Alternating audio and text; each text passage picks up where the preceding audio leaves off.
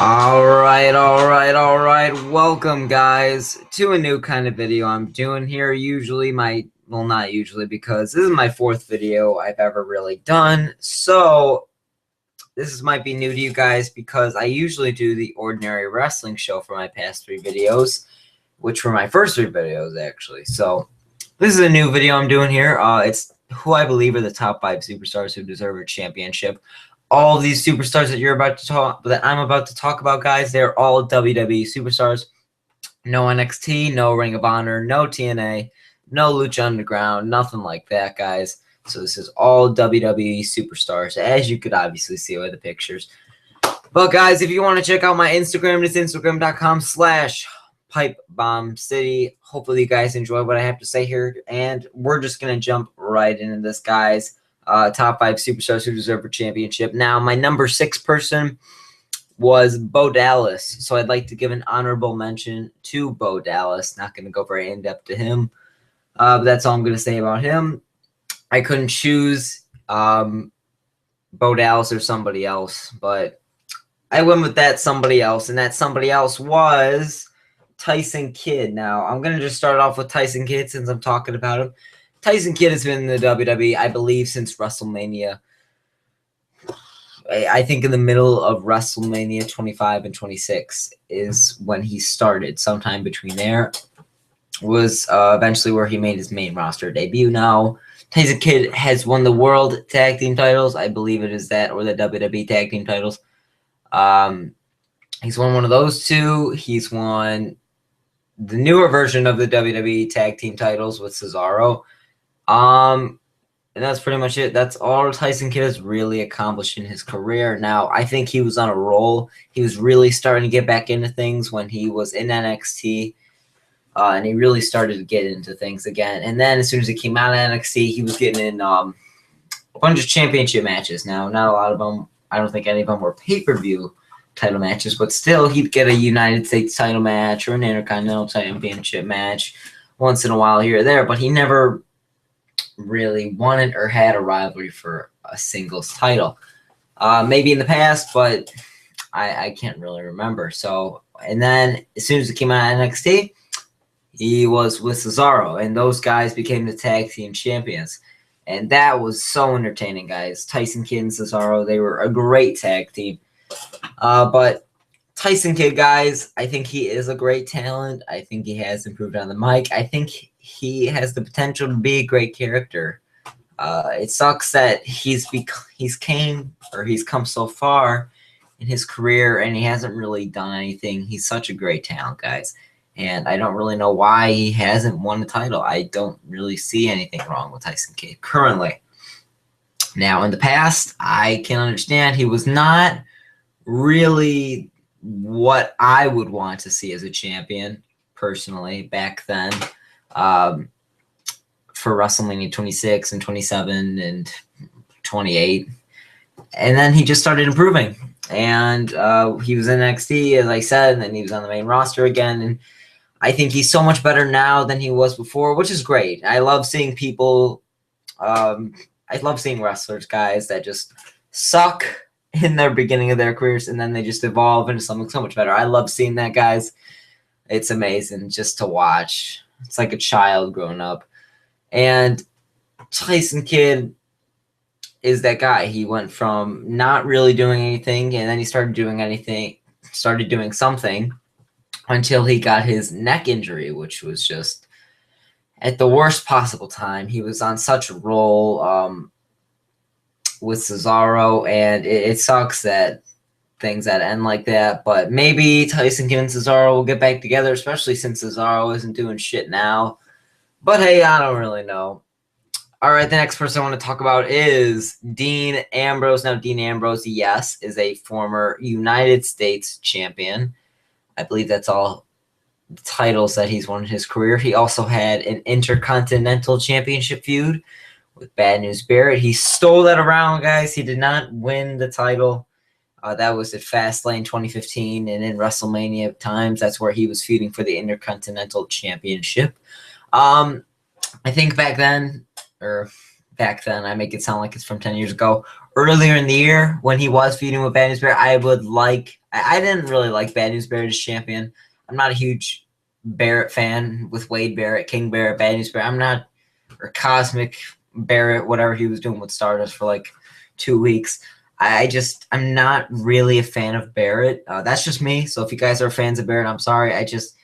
Something with him just doesn't click with me, and I don't know why, but he's been in some good matches before, but I can't grow attached to the guy. Maybe it's because he changes characters all the time. I don't really know, guys, but or changes. He was Wade Barrett for a while, but he just had all these different things going on. Like when he'd come out with his suit, or when he'd come out with the Nexus, or when he was just a random person that didn't do anything, and he was just Wade Barrett. He's the guy that hits you in the face with his elbow. I mean, and then he turned into Bad News Barrett and blah, blah, blah. But I'm not talking about Barrett here. I'm talking about Ambrose now. Ambrose, I am a very big fan of. Not a fan of Barrett, but Ambrose, I'm a very big fan of. So as I said, he feuded for the Intercontinental Championship. He was with the Shield when they won the tag titles, but while Rollins and Reigns had the tag titles, he had the United States title. I honestly, I'm sorry, I honestly forgot. He did have some milestone. I think it was the longest reigning United States champion for some period of time. I can't remember if it was of all time or if it was just like kind of like CM Punk's reign, where it was like the past so 25 years, maybe something like that. I don't really know, guys. But he was a great United States champion. Was partnered with the tag team champions, feuded for the Intercontinental Championship. Had multiple rivalries being involved with the WWE World Heavyweight Championship. But that's pretty much it. And of all those things that I just mentioned, and he was feuding in the Money in the Bank. He was in, I think it was just the one. I think he was in one Money in the Bank briefcase match. But still, guys, he's had all these opportunities, and he's only walked out with the United States title. And I love Ambrose. He's another guy, kind of like Tyson Kidd, who I think is just roaming around now. Yes, speaking of roaming, here comes Roman Reigns. Those guys are teaming up. They've been teaming up since Battleground. I think even before that, guys. Like the Shield broke up, and that lasted for a year because around, I'm gonna say June. I got no idea here, but I'm gonna say around June of this year, 2015. That's when Reigns and Ambrose just started teaming again. They were still all buddies throughout this whole time, and then, you know, brothers stick together, and they were just teaming all the time. They would be in the main events all the time, guys. They didn't really do anything on their own. I think Ambrose, after Elimination Chamber, pretty much, and that was in May of this year. So I think after that, yeah, that's when they kind of started teaming together. And ever since then, they haven't done anything on their own. That's June, July, August, September. Now we're in October, guys. That's 5 months of them just not doing anything on their own. Reigns, on the other hand, is kind of different because he started in the feud with Bray Wyatt. So I guess that's what he was doing individually. But Ambrose has just been teaming with him. He's been Reigns' bitch for like so long, guys. And yes, they're both very entertaining, especially together, but it's growing so dry and so old, and I think it's time for Ambrose to move on and do something on his singles career. You know what I'm saying? I'd like to see him as an Intercontinental Champion, especially now with Owens as champ. That'd be a good series of matches, especially with those two kinds of characters connecting together in a rival. I think that'd be entertaining. Maybe I don't like Ambrose in tag matches anymore. I'm growing so tired of it, guys. So I'm not gonna say for him to go for the tag titles either. Maybe he can become the WWE World Heavyweight Champion. I think the right time for him to become that WWE World Heavyweight Champion would have been at either Money in the Bank. No, I don't think Money in the Bank, because that's when Rollins was really starting to try and prove to everybody that he was the man. So I'd say Elimination Chamber. That would be the perfect time. And he ended up walking out and stealing the title. But that's pretty much it.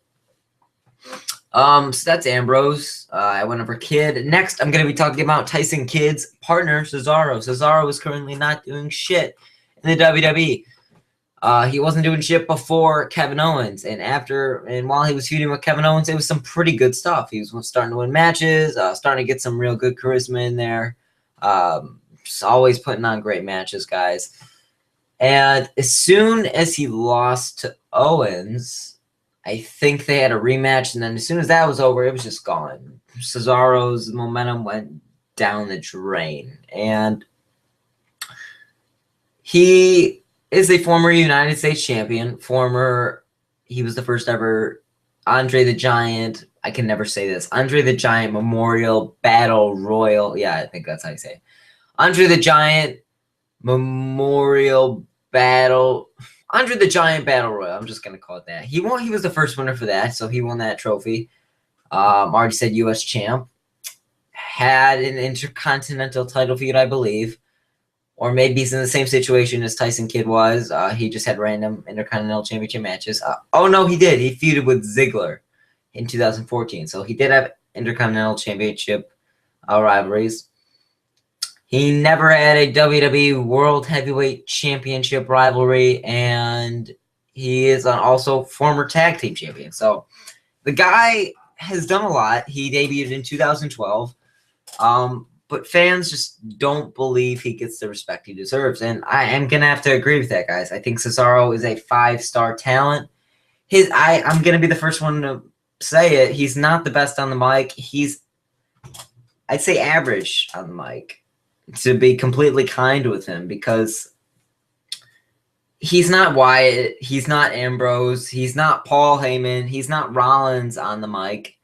He's in the middle of bad and good. All right. So I'm just going to say he's average on the mic. And I believe that's the biggest thing holding him back. I think it's just his lack of skills on the mic. Not to be a dick, because I love him in the ring, guys. I love him to death. But on the mic, he just doesn't gravitate towards the people backstage that make the decisions to give people titles. I guess Vince McMahon even said it on the Stone Cold podcast that there's something not clicking with Cesaro, guys. And maybe it is the fans. Maybe it is his lack of skills on the mic. Maybe something else. I don't know. But for some reason, Cesaro is not a top guy in the business. And that is bullshit to me. Yeah, as I just said, yeah, he's average on the mic. All right. That's his only flaw. Really, if you really think about it, what is wrong with Cesaro? There's nothing really wrong. I think the guy should be a WWE World Heavyweight Champion, Intercontinental Champion. I don't know, guys. Maybe he should have been Money in the Bank winner. I don't know. But I think that Cesaro should be doing something relevant. And just to bring this up, a lot of people were freaking out because he lost to Big Show. Everyone was complaining about he got buried by Big Show. He did not get buried by Big Show, because Mark Henry also lost to Big Show. But was Mark Henry buried the next week after he, quote-unquote, buried Cesaro? No. He's still Mark Henry, and people moved on. But because Cesaro was a fan favorite, that's why people thought he was just buried. Every time a fan favorite loses, guys, I'm going to be real with you, everyone marks out like they just got buried and their careers are ruined. He lost to Big Show because Big Show is having a match, a big match, not pay-per-view, but WWE's kind of treating it like one, even though they haven't even had a face-to-face encounter at all for the past 2 years. But that doesn't matter, apparently. I'm not talking about that rivalry. I'm trying to talk about this, guys. But Big Show did beat Cesaro, and it was a 5-minute match, and Big Show completely squashed Cesaro, all right? But that's just to put Big Show over, to try and get his momentum up against Brock Lesnar for this Saturday, which is tomorrow, actually. So can't wait to check that out. But Cesaro was on a roll. He was on a roll in his debut in 2012, and then it got turned off, and then he got turned on and off and on and off and on and off. And now he is off. And Cesaro, I don't know what's going on, guys, with him, but he just can never find the one thing. I think last year, the summer of last year, He changed his ring attire at least 10 different times on his way to the ring. He'd wear something different every single time. I think he has a problem of just attaching to this character that he needs to grab onto, just grabbing onto a character and running with it. I think that's his problem. He just needs to get better on the mic a little bit, add a little more charisma and stuff into that. And that's pretty much it. That's all I got wrong with Cesaro. I think he's a great I think he's a great person in the ring, along with Ambrose and Kidd. But now I'm moving on to Neville. Neville is goddamn amazing. If you are not entertained every single time the guy steps in the ring, there's something wrong with you. And that's the thing. People always say Neville, people just get bored of him because he does the same stuff every time. It never gets boring to me. It never does. Because if you think about how amazing this is, that this man is doing this stuff every single week, just on its own, you could do it for one night only in his entire life. It'd still be freaking awesome. And he does it every single week, and it's amazing. He changes it up, too. I'm the only one that notices that, apparently, because everyone says, oh, he's bland, he's the same, blah, blah, blah. He's kind of like Cesaro, all right? Just so great in the ring, but the thing that's holding him back is his skills on the mic. The lack of charisma. Again, people backstage, they just... That's a big thing in WWE. You will not succeed if you don't have this charisma, this personality that is worth over $1 million to see. That's what they're looking for. And apparently they just don't see Neville and Cesaro being those guys. But still, in the ring, Neville is one of the most entertaining people I've ever seen in the ring. Easily one of my favorite superstars, guys. I praise Neville. He's a former NXT champion. I think that's his only accolade. I get it. He debuted in May, you know, give it some time, but that's what we've been saying for half a year, more than that. And the fact that he hasn't even had like a main rivalry yet is just not good at all. Like, he feuded with Bad News Barrett, teamed with Stephen Kamel. I don't even know who the guy is, to be honest. Stephen Kamel, Stephen Cowell, whatever the hell the guy's name is. That guy, the famous guy from SummerSlam. Not to offend anybody, I don't know who the hell that is. Stephen Amell. Yeah, that's what it was. Stephen Amell. Feuded with Bad News Barrett, feuded with Stardust, and then had an Elimination Chamber match with Bo Dallas. Yeah. If you really think about those, that's not what people want to see. Would you rather see Neville versus Cesaro? Wouldn't you rather see Neville versus Seth Rollins in a feud? Wouldn't you rather want to see Neville versus John Cena in a feud? Okay, I take that one back. But wouldn't you rather see Neville versus this huge name? I would never miss it, because it's just, the guy is so amazing and can make magic with anybody. Really, I think the guy deserves a championship. I'd love to see him as Intercontinental Championship. Him and Owens had great matches in NXT, and it's time that those kinds of matches come up to the main roster.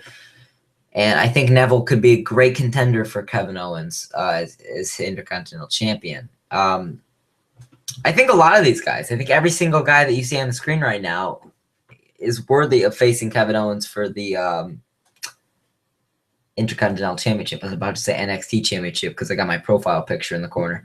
But that's all I got to say for Neville, guys. I think the only thing holding him back is his lack of skills on the mic, and not to be rude to the guy or any of these guys. If I'm just saying something wrong with them, I'm just going to be honest. That's my flaws with them. But I think they're all great in the ring.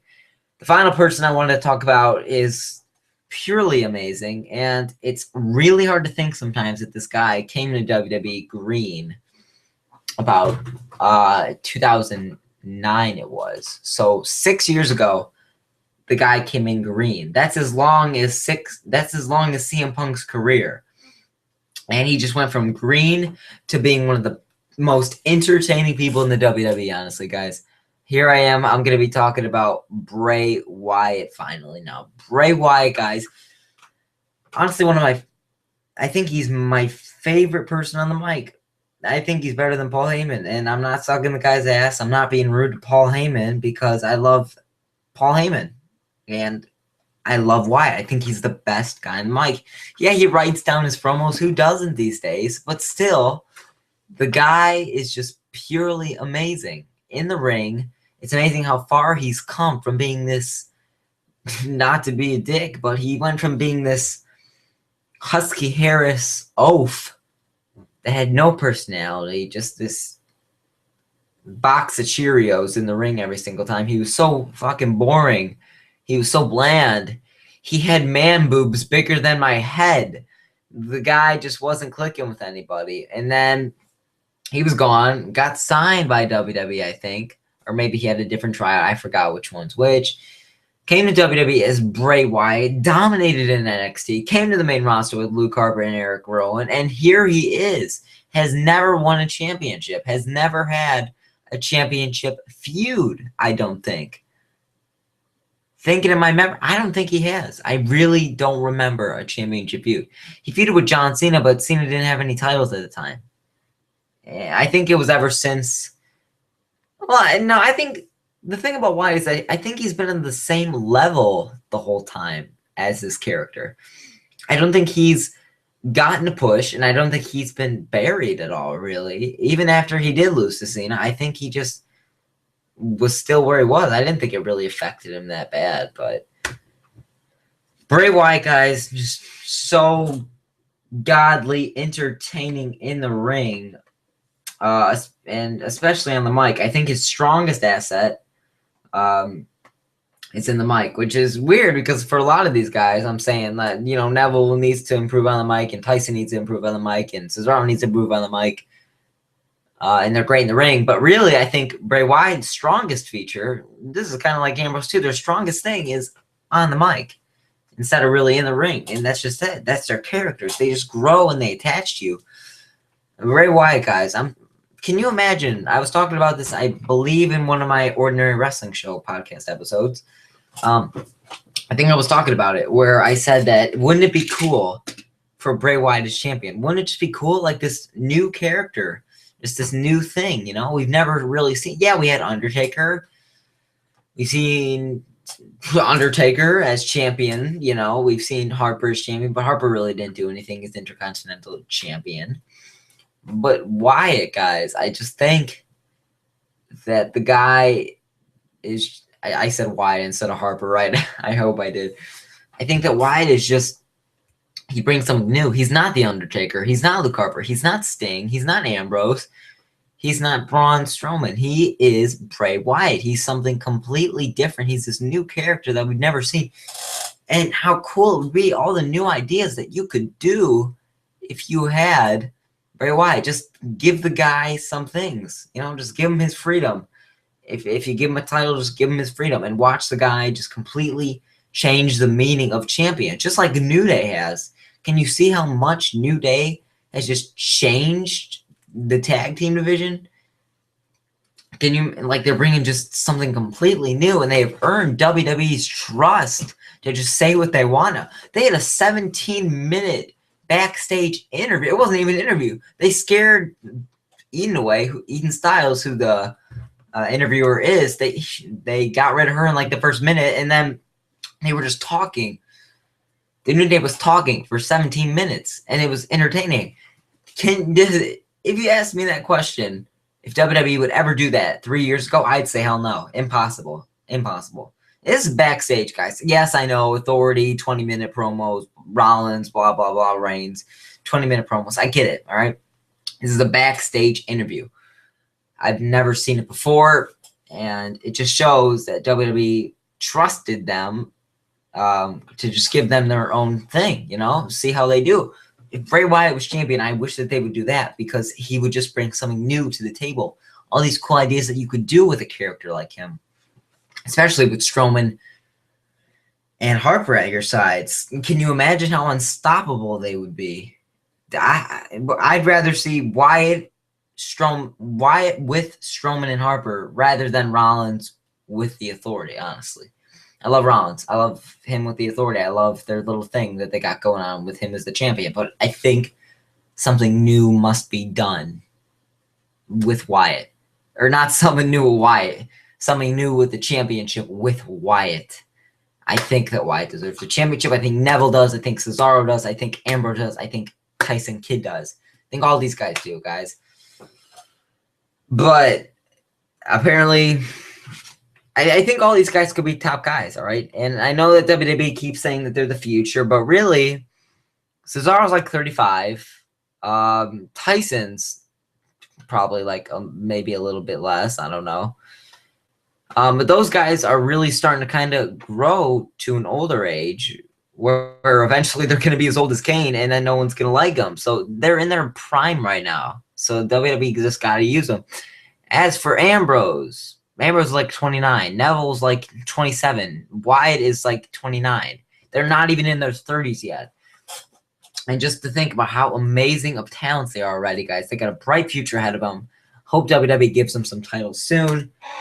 And that is all I gotta say, guys. Hopefully you enjoyed this video. This is my top 5 superstars who I believe deserve championships in the WWE. Tell me what you guys think. Sorry, this wasn't the ordinary wrestling show like I've been doing lately. I don't know how long this video was. If it was purely over at least 20 minutes of me just going on about how great these guys are, I'm sorry. But I think these are the top 5 superstars who deserve championships in WWE. I'm going to have a new episode of the Ordinary Wrestling Show coming up real soon, guys. Maybe Sunday it's going to come out. I'm going to be talking about the updated Hell in a Cell match card. I'm going to be talking about Kevin Owens, him in NXT, and his Intercontinental title reign. And I'm going to be talking about the Raw ratings. So if you guys don't want to miss all that great stuff, be sure to check me out. Be sure to check me out on Instagram.com/PipeBombCity. Be sure to leave a like and subscribe to Pipe Bomb City on YouTube, which is, of course, me. Thank you guys so much for watching. Be sure to leave in the comments below what you guys think of my top 5 superstars. If there's anything to change, if you agree with me, disagree with me. Yeah, that's all I really got to say, guys. Thank you so very much for watching. This is Pipe Bomb City, and I will see you all next time.